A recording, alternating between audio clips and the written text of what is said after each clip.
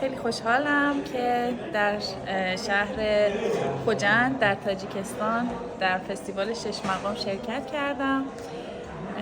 برای من مایه افتخار هست، چرا که ایران و تاجیکستان با هم دوست و برادرند و شامل ایران بزرگ می شود. متشکرم.